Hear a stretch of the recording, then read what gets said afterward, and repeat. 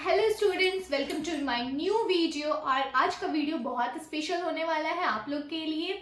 आज हम लोग न्यू टॉपिक पढ़ेंगे रिप्रोडक्शन चैप्टर का ही, जो है आपका oestrus and menstrual cycle and their hormones control. Menstrual cycle के बारे में बहुत बार क्वेश्चन आता है, इनफैक्ट 2 मार्क्स में भी आता है और 5 मार्क्स तक भी ये क्वेश्चन जाता है। और हार्मोन्स इसमें थोड़ा डिफिकल्ट है कि कहाँ से कौन सा हार्मोन्स LH FSH कहाँ से सिक्रीट करता है, कौन सा लेवल में जाता है, 14 में क्या होता है। तो आपको ये पूरे का पूरा वीडियो देखना पड़ेगा सब चीज जानने के लिए। तो आशा करती हूँ कि आप पूरी की पूरी वीडियो देखेंगे। तो चलिए हम लोग क्लासेस स्टार्ट करते हैं। तो हम लोग पढ़ रहे हैं रिप्रोडक्टिव साइकिल और मेंस्ट्रुअल साइकिल। बहुत इंपॉर्टेंट टॉपिक है जो कि एग्जाम में आता ही आता है। इसका क्वेश्चन डिफिनीशन में पूछता है what is menstrual cycle, 1 marks में या 2 मार्क्स में। तो हम लोग क्या लिखेंगे, तो इसका डिफिनीशन है the series of event occurring regularly in female every 26 to 30 days through out the child bearing period between monarch and menopause. मतलब हम लोग रिप्रोडक्टिव साइकिल या मेंस्ट्रुअल साइकिल के बारे में क्या जानते हैं। हम यही जानते हैं कि एक तरह का ये रेगुलर इवेंट होता है, ये फीमेल्स में होता है, ये वेरी करता है फीमेल टू फीमेल। किसी का 28 डेज होता है, किसी का 29 डेज होता है, किसी का 31 डेज हो जाता है। लेकिन एक एवरेज हम लोग मानते हैं 26 से 30 डेज़ का एक पीरियड होता है जो कि रेगुलरली होता है, हर मंथ होता है। इसका जो स्टार्टिंग पीरियड है इसको हम मेनार्च कहते हैं, और जो एंडिंग पॉइंट है जो ख़त्म होने का है उसको हम लोग मेनोपॉज कहते हैं। इसके बीच में जो भी प्रोसेस होता है उसको हम लोग मेंस्ट्रुअल साइकिल कहते हैं। हर महीने में ये 26 से 30 डेज़ का एक एवरेज होता है जिसमें एक फीमेल क्या कर सकती है, एक चाइल्ड को बियर कर सकती है। तो आप लोग को समझ में आ गया मेंस्ट्रुअल साइकिल क्या है। तो मेंस्ट्रुअल साइकिल का जो ड्यूरेशन है बच्चों वो क्या होता है, 26 होता है। वो मैंने एक एवरेज मार्क किया है, ठीक है, but female to female vary करता है।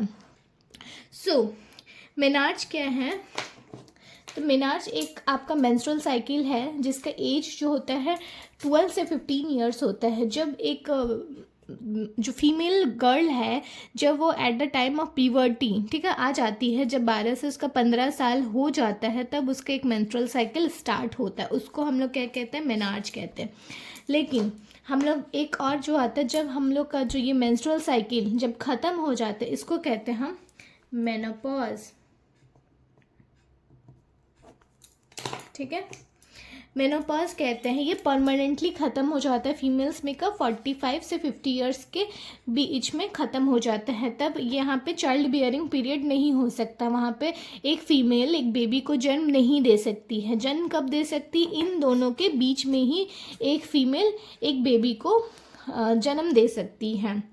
अब ओवुलेशन क्या होता है, हम पहले ना टर्म्स जान लेते हैं, क्योंकि टर्म्स जान लेने से साइकिल और हार्मोन्स पढ़ने में हमें बहुत मदद मिलेगा। तो ओवुलेशन क्या है, ओवुलेशन एक तरह का आपका एक साइकिल है जिसमें क्या होता है, प्रोसेस बोलिए या साइकिल बोलिए, जो कि क्या होता है, एक मैच्योर एग रिलीज होता है। कहाँ से, वन ऑफ द ओवेरीज, हमेशा याद रखिएगा, one of the ovaries 14 day पर हर महीने निकलेगा। अब अच्छे से समझिए ओवुलेशन क्या होता है। एक साइकिल चल रहा है तो जो 14 डे है, 14 डे में क्या होता है, एक मैच्योर एग, ठीक है, एक मैच्योर एग जो है 2 ओवेरीज होता है। हम लोग पढ़े हैं ना कि प्राइमरी सेक्स ऑर्गन्स क्या है, 2 पेयर ऑफ ओवेरीज। लेकिन जब ओवम रिलीज होता है, जब मैच्योर एग रिलीज होता है तो हमेशा एक ही एग से होगा। इवेंचुअली फर्स्ट से होगा पहला महीना में, तो दूसरा महीना में क्या होगा, इससे होगा। कभी भी दोनों से नहीं निकलता है, हमेशा एक से ही निकलेगा। अगर इस महीने इस मतलब इस जगह से निकला है तो नेक्स्ट मंथ इससे निकलेगा। तो जब मैच्योर एग रिलीज होता है ओवेरी से चौथे महीने में, मतलब हर महीने का जो चौथा दिन होता है उसको क्या कहते हैं, ओवुलेशन। इसी टाइम में अगर स्पर्म इसको मिल जाता है इस एग को, तो यहाँ पे फर्टिलाइजेशन हो जाता है। अगर नहीं मिला तो साइकिल फिर से स्टार्ट हो जाता है। तो हम लोग इस पूरे प्रोसेस को पढ़ेंगे। मैंने बस ओवुलेशन के बारे में बताया है, इस पूरे प्रोसेस को पढ़ेंगे। तो हम लोग पहले जान लेते हैं ओवेरीज का क्या काम है। तो ये ओवेरीज, मैं पेन चेंज कर लेती हूँ। तो ओवेरीज हम लोग जानते हैं क्या है, प्राइमरी सेक्स ऑर्गन्स है फीमेल का। तो इसका जो मेन काम है आप लोग को पता है कि रिलीज़ क्या करना, ओवम का रिलीज़ करना। ओवम को हम लोग एग भी कहते हैं, ठीक है। इससे ओवेरीज से क्या होता है, दो तरह का हार्मोन्स रिलीज होता है। तो क्या हार्मोन्स होते हैं, एक एस्ट्रोजन होता है और एक प्रोजेस्टेरॉन होता है। हमने पिछले क्लासेस में पूरे हार्मोन्स के बारे में पढ़े कि प्रोजेस्टेरॉन क्या काम करता है, प्रेगनेंसी को सपोर्ट देने का काम करता है। एस्ट्रोजन का काम क्या है, ये आपका फीमेल सेक्स हार्मोन्स है, इससे सारा आपका मेंस्ट्रुअल साइकिल बैलेंस होता है, पीरियड का काम होता है, इसमें ग्रोथ होता है। जो फीमेल जो होती है प्यूबर्टी में जाती है, उसके बाद जो मेमोरी डेवलप्ड होगा या सेकेंडरी एक्सेसरी ऑर्गन्स का जो डेवलपमेंट होने का काम है वो एस्ट्रोजन का काम करता है। तो हम लोग पूरे साइकिल को आगे पढ़ते हैं वन बाय वन।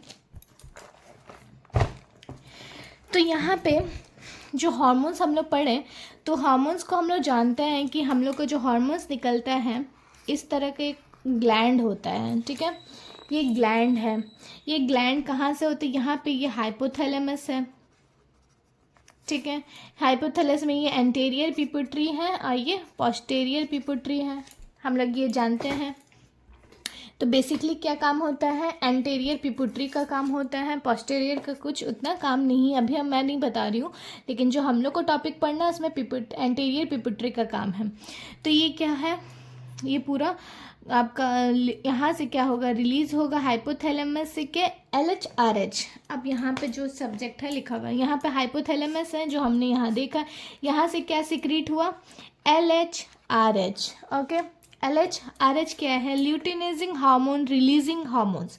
ये क्या करता है, ये LH को रिलीज करने का काम करती है। यहाँ से मान लीजिए सिग्नल आ गया, ठीक है, हाइपोथैलेमस सिग्नल दे दिया LHRH को, सेल्स को, कि तुम भाई एक्टिव हो जाओ, क्योंकि आगे का प्रोसेस हम लोग को करना है, आगे का सारे हार्मोन्स को रिलीज करना। अब ये LH क्या करेगा, ये जग जाएगा, ये एक्टिव हो जाएगा। एक्टिव होने की वजह से क्या होगा, यहाँ पे एंटीरियर पिट्यूटरी जो गोनाड्स हार्मोन्स है ये भी रिलीज करना स्टार्ट कर देगा। जैसे ही ये रिलीज करेगा तो यहाँ से दो तरह का हार्मोन्स रिलीज होगा, एक FASH होगा और एक LH होगा। हम लोग इसके बारे में, दोनों के बारे में डिटेल से पढ़ेंगे।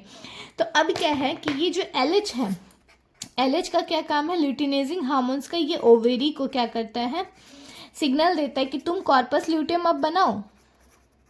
ठीक है, अब कॉर्पस ल्यूटियम का क्या काम होता है, तुम प्रोजेस्टेरॉन हार्मोन का काम करो। ठीक है, अब प्रोजेस्टेरॉन हार्मोन क्या काम करता है, प्रेगनेंसी को अब सपोर्ट करने का काम करता है, डेवलप करने का, बेबी को जो डेवलपमेंट के लिए जो न्यूट्रिशन चाहिए, सब चीज़ चाहिए, वो क्या करता है, ये प्रोजेस्टेरॉन हार्मोन करता है। सॉरी आप लोगों को नहीं दिखा, फिर से मैं एक बार बता देती हूँ। तो यहाँ पे क्या होता है कि एंटीरियर पिट्यूटरी आप लोग समझ गए कि हाइपोथैलेमस से एक हार्मोन्स का सिग्नल आता है कि भाई तुम अब जग जाओ, LHRH तुम जग जाओ। ठीक है, ल्यूटिनाइजिंग हार्मोन्स रिलीजिंग हार्मोन्स, ये क्या करता है, इसको सिग्नल देता है। ठीक है, एंटीरियर पिट्यूटरी को क्या करता है, सिग्नल देता है कि तुम्हारा अब काम है, तुम क्या करो, दो तरह का हार्मोन्स को क्या करो, रिलीज करो, FASH को रिलीज करो और LH को रिलीज करो। अब जब तुम लोग दोनों रिलीज करेगा, ये दोनों बहुत इंपॉर्टेंट है मेंस्ट्रुअल साइकिल के, इनके बिना कुछ नहीं होगा। सो LH का क्या काम हो, ओवेरी को मतलब ओवेरी जब रिलीज होता है, ओवम का कॉर्पोरेशन होता है, फिर यहाँ पे फॉलिकल्स बनता है, ग्रेफियन फॉलिकल्स पड़ता है, आपको सब पढ़ाएंगे। तो यहाँ पे लास्ट प्रोसेस जो होता है कॉर्पस ल्यूटियम का, कॉर्पस ल्यूटियम क्या करता है, प्रेगनेंसी को सपोर्ट करने का काम करता है। मतलब अब यहाँ पे समझ में आ गया कि बेबी का फॉर्मेशन हो रहा है।